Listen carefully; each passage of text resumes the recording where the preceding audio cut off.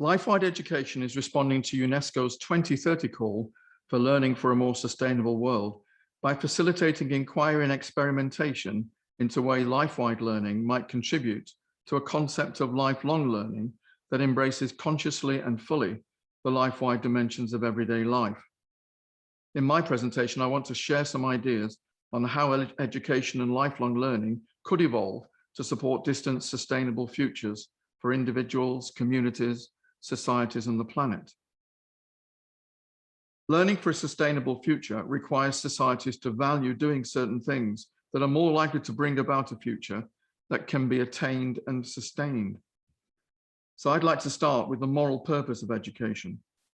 According to Professor Michael Fullan, the moral purpose of education is to make a positive difference to people, to enable them to develop the potential they have to lead fulfilled and productive lives. It's this concern to contribute to the development of others that motivates people to become a teacher.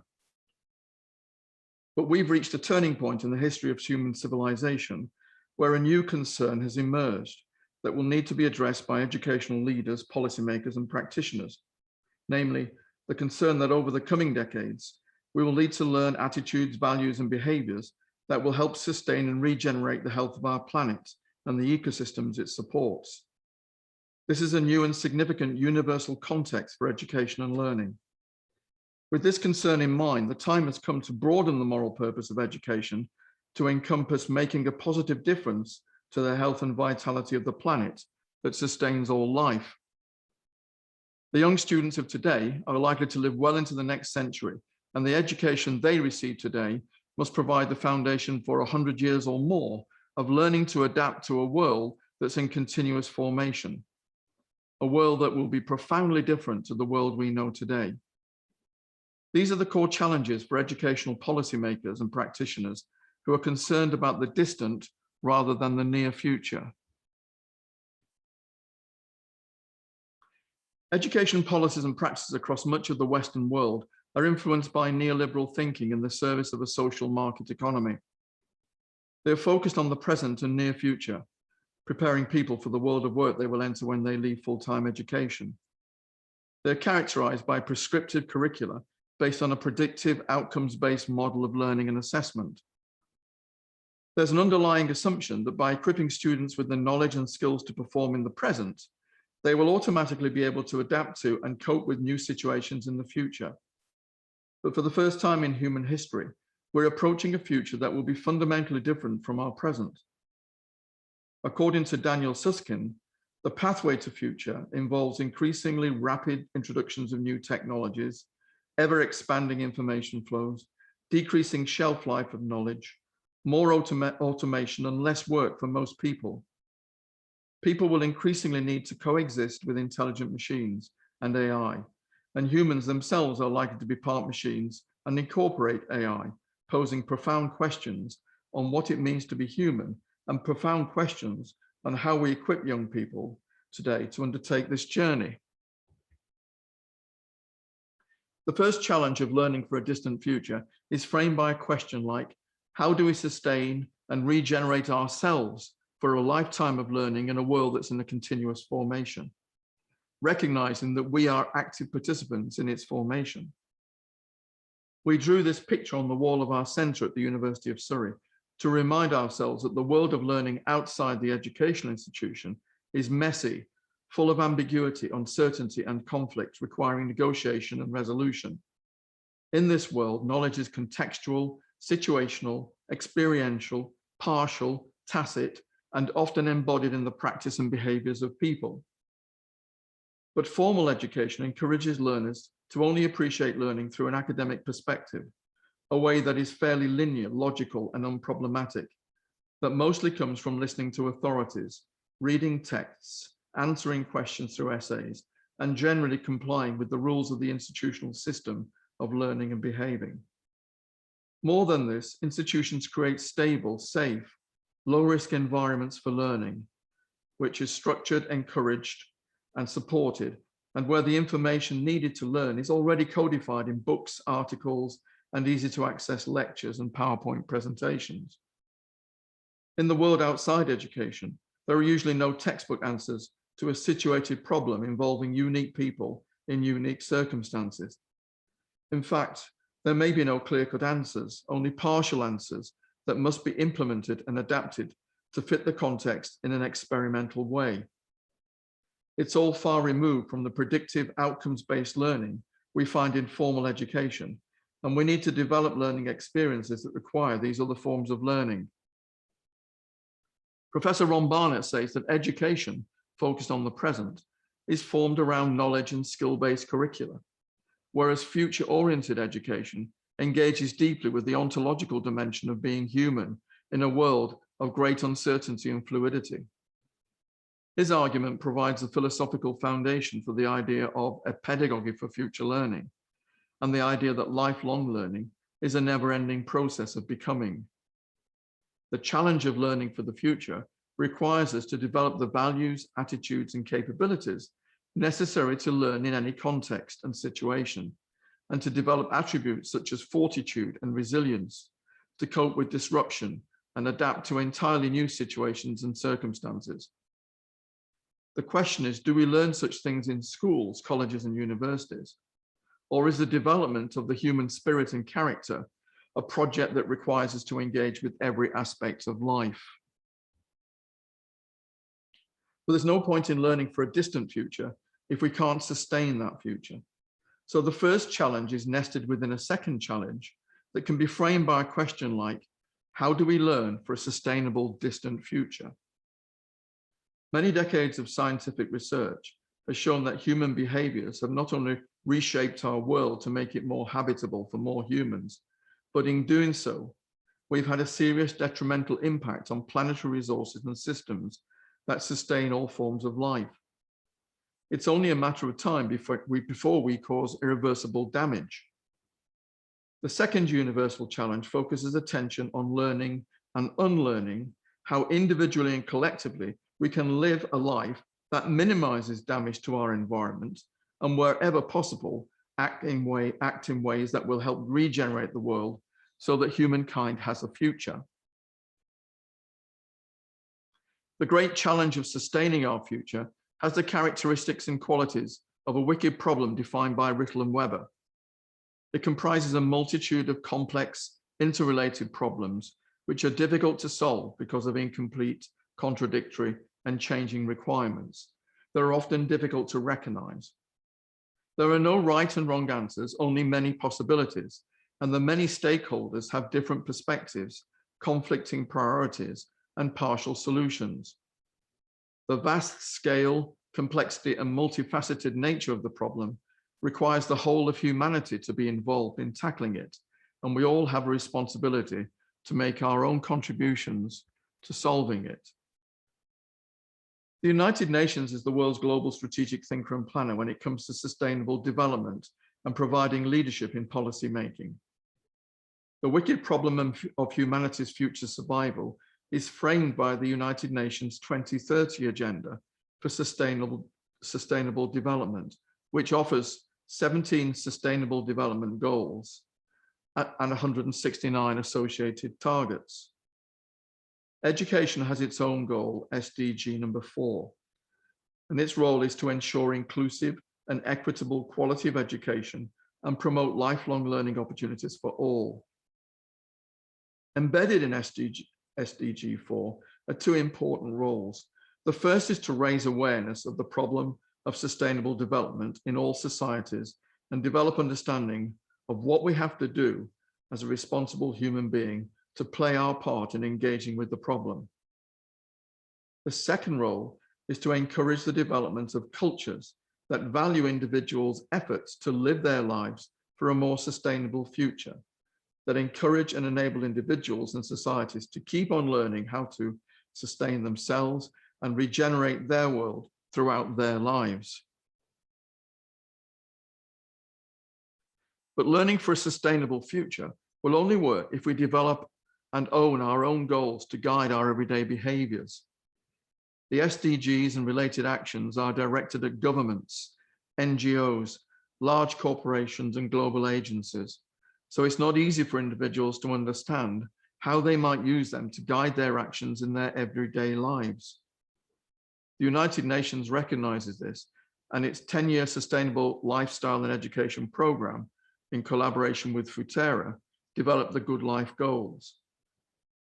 These goals can and should be customized by individuals to guide their choices and behaviors in their everyday life in ways that are consistent with the high-level SDGs. There's also merit in organizations, educational institutions, communities, and cities devising their own set of goals, good life goals, that speak to their own cultural settings, environmental priorities, and ways of life. UNESCO's Institute for Lifelong Learning is the body tasked with developing ideas and perspectives to aid policymakers and provide resources to support practitioners. This is the first place to go for information and resources about education and lifelong learning for sustainable futures. In 2019, UNESCO published a report for the implementation of education for sustainable development, stating, ESD in action is basically citizenship in action.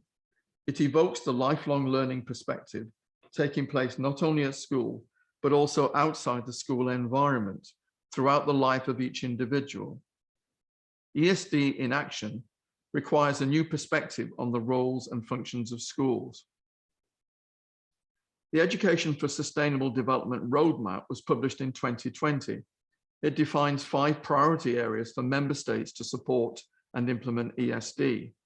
They are urged to, firstly, integrate ESD in global, regional, national, and local policies related to education and sustainable development. Secondly, promote whole institution approaches to ESD. Thirdly, help educators develop the knowledge, skills, values, and attitudes needed for the transition to sustainability. Fourthly, recognize and engage young people as key actors in addressing sustainability challenges. And fifthly, engage communities as they are where meaningful transformational actions are most likely to occur. The report argues that ESD aims to do 3 things. 1, raise the awareness of the 17 goals in educational settings. 2, promote critical and contextualized understanding of the SDGs. And 3, mobilize action towards the achievement of the SDGs. Another report, Embracing a Culture of Lifelong Learning, published in 2020, argued that sustainable development cannot be achieved without a culture within which people are committed to lifelong learning. Furthermore, it argued that lifelong learning must be the governing principle for educational policy, in this way integrating all forms of learning into a single policy. Education is clearly seen by UNESCO as the means to transform societies, underpinned by a culture of learning throughout the whole of life. The recognition that the role of education in the Sustainable Futures Project is not just about learning in school, but is also about applying learning in the world outside of school, connects education with personal action in the life-wide dimension of lifelong learning.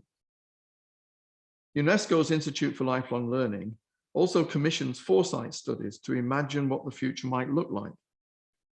One of these working papers opens a new way of thinking about our place in an ecological world. It says by 2050, we have fully acknowledged that humans are embedded within ecosystems and that we are ecological, not just social beings. We have dissolved the boundaries between the natural and social sciences, and all curriculum pedagogies are now firmly grounded in an educational consciousness. I'd like to explore the implications for learning, practice, and education of this ecological worldview. It recognizes that we live in an ecological, relational, and interdependent world, and all organisms, including humans, exist within an ecosystem. The coral reef shown in the slide is an example of an ecosystem. It comprises a definable entity in space and time, containing the complex set of relationships and interactions among the residents, habitats, and resources of an area for the purpose of living. The main difference between us and other organisms is that we change our natural environment and build entirely new environments so that they're more hospitable and about and what in terms of what we want to do and achieve. We inhabit different ecosocial systems, which comprise the complex set of relationships and interactions are among the humans, resources, and habitats of an environment for the purpose of not only living, but doing many other things. This teacher inhabits an ecosocial system called a primary school and a primary education system. A world in formation in which everything is connected and interdependent lends itself to the idea of ecosystems as a description of the dynamic environment in which people, technology, and the material and non-material world coexist and interact. The idea of ecosocial systems forces us to think of the whole system in which people live and work, form relationships, and interact in order to achieve the things that they value and access the flows of information resources that are essential to learning, doing, and achieving. A human ecosocial system is a specialized system embedded in the natural world created for a particular purpose. The slide shows several examples of people doing different things in different ecosocial systems. These human-created environments contain specialized places and spaces, rich in materials, tools, and technologies to support the practices that are undertaken by people with specialized knowledge and skills to achieve particular things deemed to be valuable to society. While the doings are important, the most important feature of these ecosocial systems that makes them different from all other natural ecosystems is they are sites for the making and remaking of meaning. Our ecosocial systems are the environments in which we learn and achieve. There's a lot of interest in the idea of educational and learning ecosystems amongst thought leaders and policymakers. In their Global Education Futures report published in 2017, Luxshar and others promote the idea of educational ecosystems for societal transformation. They define an educational ecosystem as a dynamic, evolving, and interconnected network of educational spaces with individuals and institutional providers that offer a variety of learning experiences to individual and collective learners across the learning life cycle. In 2019, DEWEY'S published a report on local learning ecosystems, emerging models. And in 2020, the organization launched its Learning Ecosystems Living Lab. This aims to mobilize practitioners, experts, policymakers, and innovators and create a global community of practice and thought leadership to support the design of key components of learning ecosystems in different regional and cultural contexts. We might illustrate the principle of an educational ecosocial system using higher education. The ecosystem is represented in the figure as a nested structure with 3 levels: global, national, and local. At the local level, where practice takes place, a university ecosystem is designed to encourage and support learning. They include physical spaces such as classrooms, lecture theatres, laboratories, computer rooms, and specialist rooms like dance studios and music rehearsal rooms, and virtual spaces to enable people to interact online. There are also libraries and learning resource centres and informal social spaces such as cafes, bars, and even outside public spaces where people meet and talk. These spaces are just one part of a complex social, cultural, material environment, which includes tools and other materials necessary for learning, rules that govern behaviour and practice, like policies, procedures, regulations, and administrative frameworks, and above all else, a culture, the way we do things here. At the national level, the ecosystem contains other higher education institutions and agencies that regulate, help develop, or provide services to the system. It also contains professional bodies and learner societies and the organizations that employ graduates, all of which may interact with the university and its parts. At the global level, there are infinite possibilities for learning and collaboration. This level has changed beyond all recognition in the last 20 years through the growth of the internet, the rapid expansion of internet platforms, all providing services to learners, mobile technologies, and the ubiquitous internet access. It is the interactions between learners, providers, and other agents that open possibilities for entirely new educational learning ecosystems that Luksha and others draw attention to as they look to the future. But to talk about ecosystems in education without considering the ecology of practices within the ecosystem is a serious omission. So the question I've been trying to address is, can we develop ecological theories of learning and practice that can be integrated into this ecological view of the world?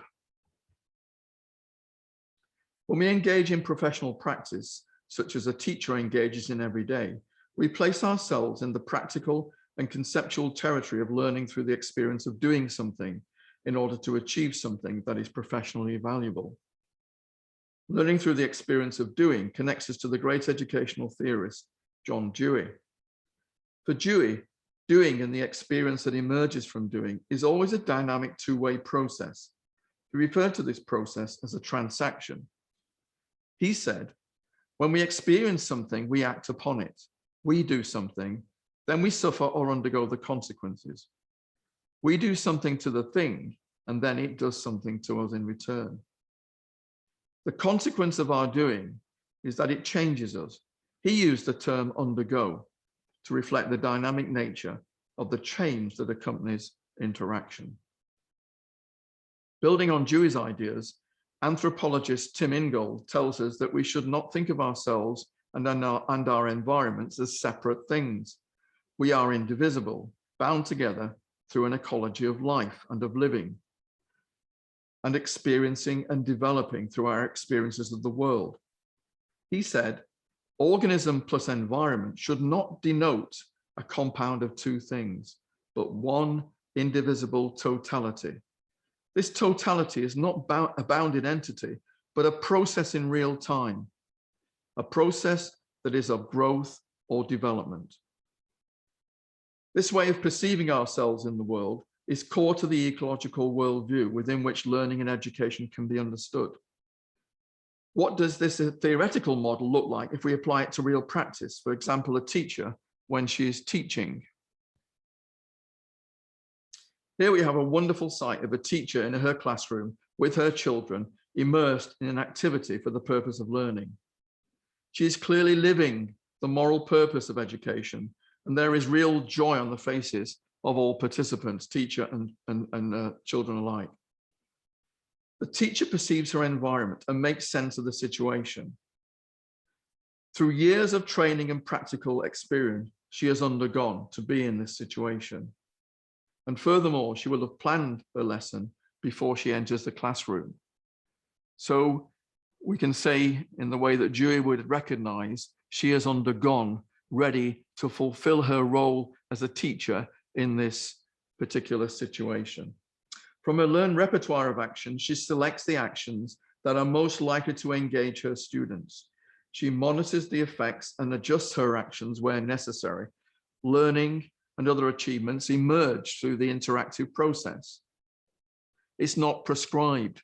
Things happen and she will respond to what happens. A child may say something and she will respond to that child in the appropriate way, in the right way, to encourage that child to stay engaged and keep learning.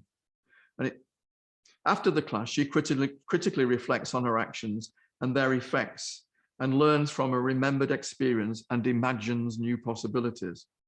And it's through the totality of these experiences she continues to learn and undergo. In fact, this set of actions that I've just talked through are consistent with what Michael Errol calls an epistemology of practice, which all professionals do when they encounter a new situation. They assess it, they comprehend it and assess it, decide what to do, conduct their actions, monitoring the effects and adjusting where necessary, and then reflect on and learn from the whole experience. But I want to dig a little bit deeper into this interaction, what's going on here. By studying the nature of the interactions, we can create a map of the dynamic world the teacher is inhabiting and influencing, and gain insights into the way she interacts with her environment, her local ecological system. I'm calling this set of relationships and interactions an ecology of practice. Her ecology of practice has a past, her own life experiences, and particularly those experiences that have enabled her to undergo and become a teacher. The knowledge and skills she brings to the situation is the result of her past undergoing. Her ecology of practice has a present as it unfolds in her classroom, as she causes or interacts with each new situation as it emerges. In her near future, she's likely to reflect on her experiences and learn from them.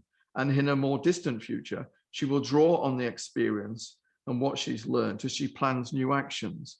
In this way, she is continually connecting past ecologies with future ecologies. The teacher's thinking and actions are shaped by many things. Firstly, she's embedded in a number of contexts. For example, the ethos and culture of the school, the various policies that affect what and how she teaches, and the particular educational context of what she's trying to achieve.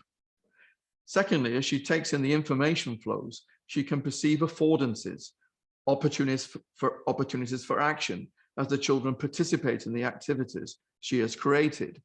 She might originally see particular affordances that she is trying to engage the students in, but as the situation unfolds, new affordances will emerge. And that is the real skill of a teacher, being able to see new affordances as they emerge.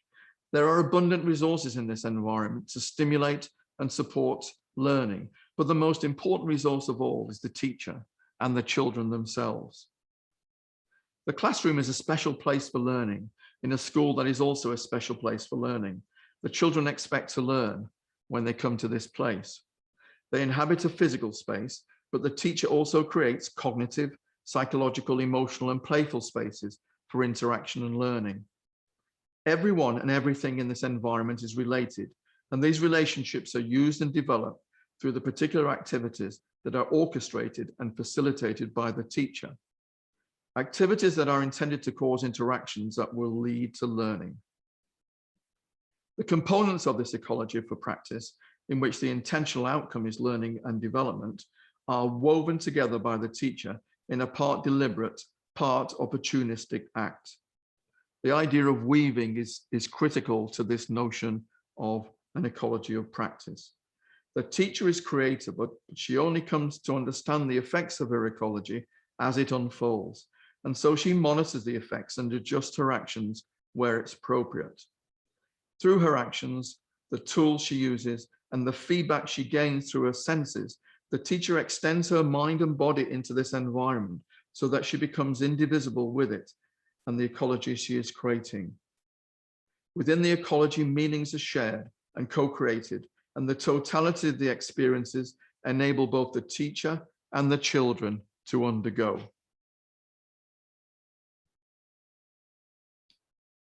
From this simple example of practice, we can devise a tool or heuristic that we can use to examine and interpret any practice within which learning emerges. The creator of the ecology of practice draws on and weaves together aspects of themselves and their environment. Their ecology of practice is the way they extend their mind and body into the environment, a process that is assisted by the tools they use. It is the means by which they become indivisible with their environment, or as Tim Ingold so eloquently puts it, organism plus environment should not denote a compound of two things, but one indivisible totality. This totality is not a bounded entity, but a process in real time, a process that is of growth or development. The ecology of practice is the means by which the teacher grows and develops. This heuristic provides the foundation for an ecological perspective on learning and practice. The ecological perspective on learning shows us that we are fundamentally ecological beings, thinking and acting in an ecological, relational, and interdependent manner. And our very existence depends on this. Understanding this relationship between us, our actions, our environments, and our learning and achievements puts us in a better position to understand how we might contribute to a sustainable future.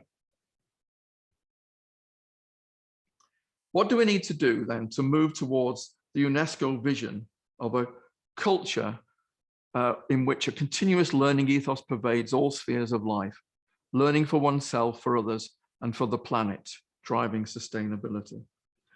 Firstly, we need a vision of education and learning grounded in moral purpose that embraces learning for the world.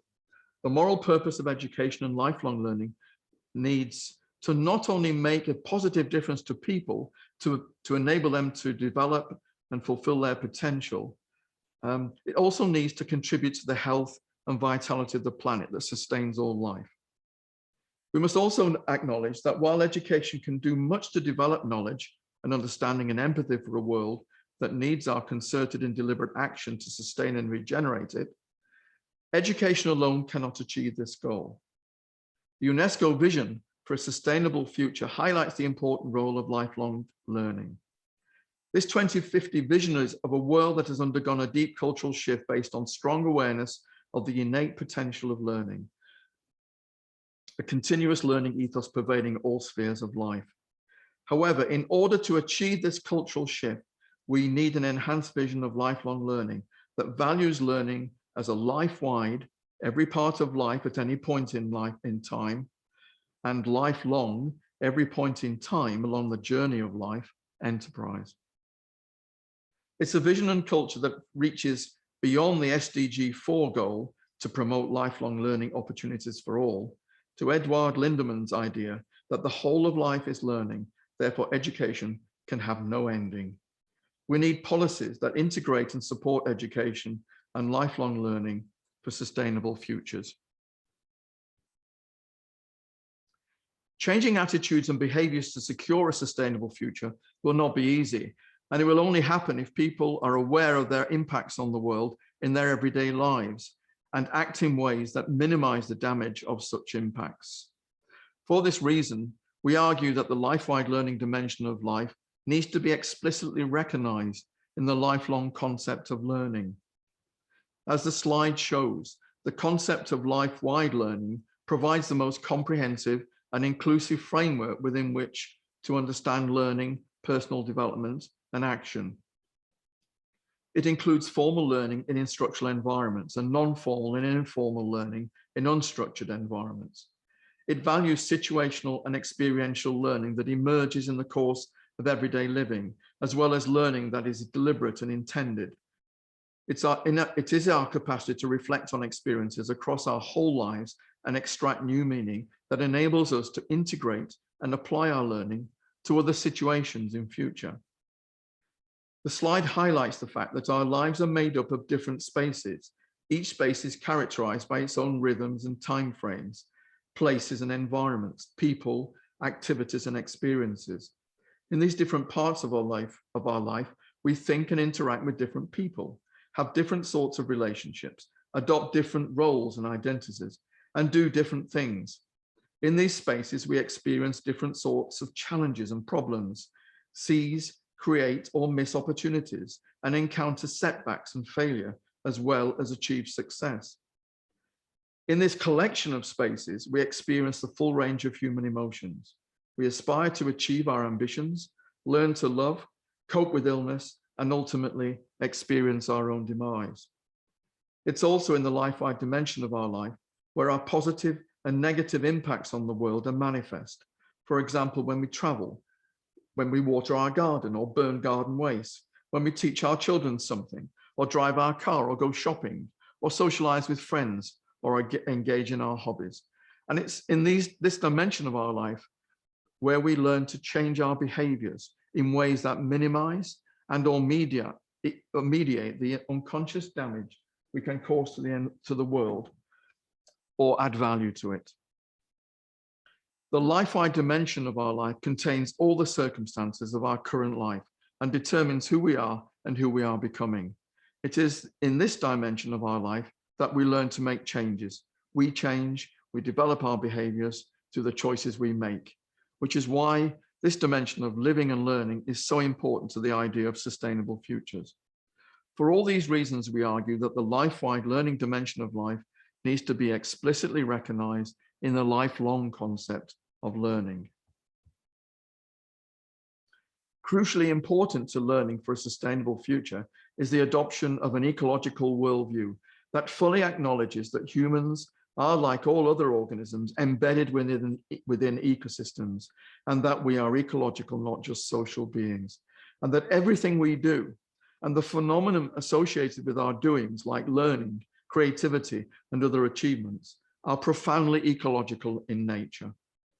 By seeing ourselves and the world we are interacting with as one indivisible entity, as a process of growth and development, we anticipate that we will deepen our practical, cognitive, and emotional understandings of our impacts on the world and help us sustain its future.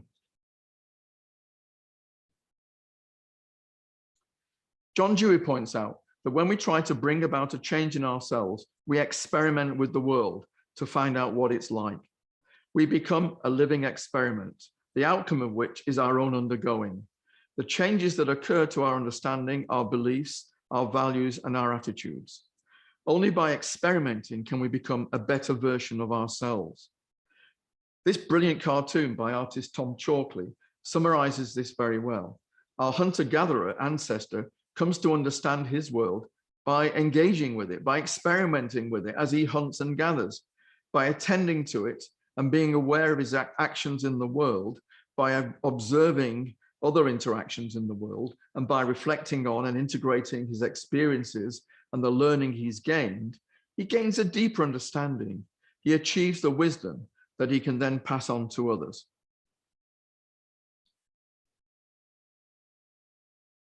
We will not learn to change ourselves and society in ways that will lead to a more sustainable future unless we experiment. I'd like to conclude by mentioning an experiment that Lifewide Education is undertaking in October and November 2021.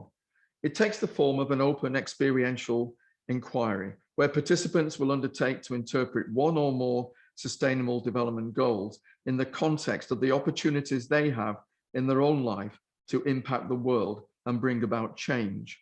Over 4 weeks, we want individuals to change some aspect of behavior and create a narrative or story about their own process of learning for a more sustainable future. And I'd like to invite you to join us in this experiential adventure by following the link that's at the bottom of this slide. So thank you very much for listening. You can find out more about the work of Lifewide Education by following the link lifewideeducation.uk.